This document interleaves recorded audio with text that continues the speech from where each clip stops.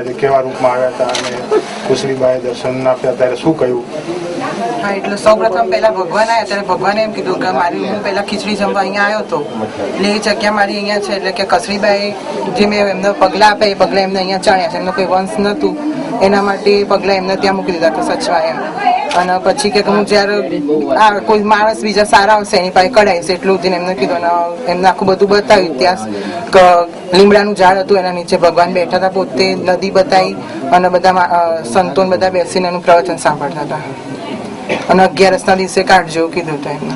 એટલે આજે સવારમાં એકાદશીના દિવસે દર્શન? હા, આજે સવારે ફરીથી આપ્યા. ઘોડા પર બેસીને આવ્યા હતા ભગવાન. અને કે અમારા સંપ્રદાયના કોઈને કીધું કેમ નહીં તમે એમ કરવાનું છે, એટલે પછી અમે તમને કેવડાવ્યું ને પછી કાઢ્યા. અને આજથી અગાઉ તમને કેટલી વખત? 3 વખત કહેલું. અને સ્વામિનારાયણ ભગવાન માનકી ઘોડી ઉપર બેસી આવેલા. અને કુશળીબા આવેલા, એમની સાથે કોણ કોણ હતા બીજા? કસરીબા એકલા હતા અને ભગવાન એકલા હતા. સાથે સંતો કોઈ નહીં. અને સભા ભરેલી હતી? સભા ભરેલી તો સભા આખી બતાવી ત્યાં. સભા આખી બતાવી હતી. અને આજે એકાદશીના દિવસે આ જગ્યા ખોલીને જણાવીને કાઢવાનું આજે જ કહ્યું? હા, 11 કે મેં અહીંયા ખીચડી 11ના દિવસે ખાતી હતી. એટલે 11ના ભગવાને કેવા સોનેરી કલરના કપડાનો ફેટો બાંધેલો, સોનેરી કલરનો, અને અંદર બધું વર્ક હતું જરીનું, સોનાની વર્ક. અને કેટલી વખત તમે આમ સ્વપ્નમાં હતા કે જાગતા હતા?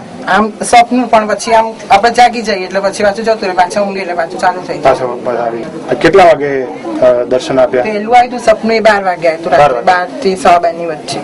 બીજું આજે આવ્યું સવારે 5-5:30 ની વચ્ચે. એટલે પછી તમે જાગીને બધું અનુભવ કર્યો? હા, જાગીને પહેલા દર્શન કર્યા ભગવાન, પછી ઘેર કીધું બધાને. અને પછી તમે મંદિરમાં કેવડાવી? હા, પછી મુકેશભાઈ પહેલા કીધું, એ સવારે 11 આવશે ને પ્રભાત ફેરીમાં રાજ્યમાં મંદિર, એટલે એમને પછી કીધું. આજે એકાદશીનો પ્રભાત ફેરીનો દિવસ હતો એટલે બધા હરિભક્તો અહીં આવ્યા ને તમે એમને વાત કરી. અને પછી કેટલા હરિભક્તોની રૂબરૂમાં આ દિવાલ ખોલી? 2 જણ હતા. 3 જણ હતા. એમાં આપણા ગણપતભાઈ હતા, મુકેશભાઈ હતા, અને તમારા ઘરના બધા હતા, હિતેન્દ્રભાઈ, તમારા પરિવારના બધા હશે, પપ્પા ને બધા ભાઈને. અને તમને એવું નિશાન કેવી રીતે બતાવ્યું કે આ જગ્યાએ છે? એમને એવું કીધું કે નીચેથી 1.5 ફૂટ ઉપર ખોદજો ને ઉપરથી 3.5 ફૂટ નીચે ખોદજો, એટલે વચ્ચેના ભાગમાં છે. બરાબર. એટલે દાદરાની નીચે? દાદરાની નીચે. અને આ ઘરમાં આ જગ્યાએ કોઈ રહે છે? અમે જ રહીએ છીએ. તમે રહો છો? કેટલા વર્ષથી રહો છો? અમે લગભગ 10-11 વર્ષ. અને શું તમે ભણો છો કે? હા, ભણવાનું છે. શું ભણો છો? ICW ને M.Com Part 2. બરાબર. અને ભગવાનના દર્શન તમને અગાઉ કેટલી વખત થયેલા? અગાઉ 3 વખત ને આજે હવે 4થી વખત. તમે ખૂબ ભાગશાળી છો. અને આ બધા લાખો ભક્તોને તમે આ ભગવાને એમ પણ કીધું કે મને અહીંયા ગોખલો બને આ જગ્યાએ જ બેસાડજો, મારે કશે જવું નથી, અહીંયા જ બેસવું છે.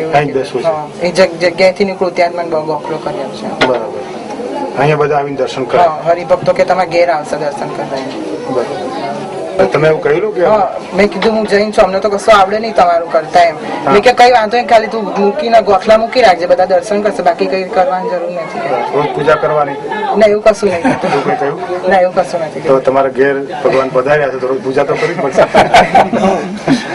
અને પૂજા માટે તો બહાર આવ્યા છે? દર્શન માટે બહાર, એમ કીધું ને ભગવાન. અરે દર્શન કરીએ એટલે પૂજા કરવાની રોજ. તમે કે બતાવશે એ પ્રમાણે કરીશું. હા, તો સારું. તો બહુ મહેસાણા ગામના ખૂબ ભાગ કહેવાય અને બધા ભક્તોના પણ ખૂબ ભાગ કહેવાય. અને હમણાં મંદિર આપણું હાઈવે ઉપર નવું બન્યું ત્યારે કુશળીબાના ખૂબ લોકોએ ગુણ ગાયા, ભગવાનના ખૂબ ગુણ ગાયા, એટલે કુશળીબા રાજી થયા. અને એમને એમ થયું કે મારી પ્રસાદીની વસ્તુ ભગવાને આપેલી મેં મૂકી રાખી છે, ભલે આટલા વર્ષ મેં દબાવી રાખી, સાચવી રાખી, હવે તમે સાચવો. સોમવારે રાત્રે ચોર આવ્યા હતા, અમે સાચું નતા માનતા ને એટલા આવીને એમના ચુકન બધું તોડી નાખ્યું હતું રૂમનું.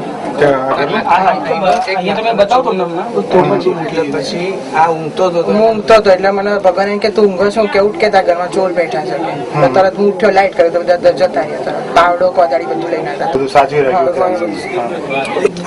આ ભગવાને આ જગ્યાએ બતાવી કે અહીંથી કાઢજો પગલા એમાં 3.5 ઉપરથી નીચે અને નીચેથી 1.25 ફૂટ એટલે આ ચણાબીન જે પ્રસાદીની બીજી વસ્તુઓ નીકળી છે તો એને કઈ રીતે રાખવી તમને ભગવાને શું કહ્યું કેવી રીતે ક્યાં રાખવી ભગવાને એવું જ કીધું કે અહીંયા જે જગ્યાથી હું નીકળું એ જગ્યાએ મને ગોખલો કરીને બેસાડી બરાબર એટલે આ સ્થાને જ આપણે ગોખલો કરીને ભગવાને બેસવાની ઈચ્છા છે એવું તમને કહ્યું છે તો આપણે અહીંયા ઓટો બનાવી જે સ્થાન હતું ત્યાં સ્થાન આપણે ભગવાનના લોકો દર્શન માટે પધરાવી દઈએ હવે જ્યારે અહીંયા તમને દર્શન થયા ત્યારે અહીંનું લોકેશન કેવું ભગવાને દેખાડ્યું હતું ત્યારે અમારું સામેનું ઘર છે ત્યાં આગળ મેં મંદિર મૂક્યું ત્યાં આગળ એમના લીમડાનું ઝાડ બતાવ્યું એના નીચે પાટ નાખીને ભગવાન બેઠા હતા પાટ ઉપર ગાદી તકિયા લઈ અને બધા સાધુ સંતો બેઠા હતા એમના પ્રવચન આપતા હતા અને બહાર આપણે રોડ છે ને ત્યાં આખી નદી બતાવી હતી એમને એમ કીધું કે અમે અહીંયા નાયા તંદાતા અહીંયા કર્યા તેમ અને સવારમાં ખીચડી જમાડી હતી એ બધું હા એ બધું અહીંયા બેસીને એમને ખીચડી ખાધી ભગવાને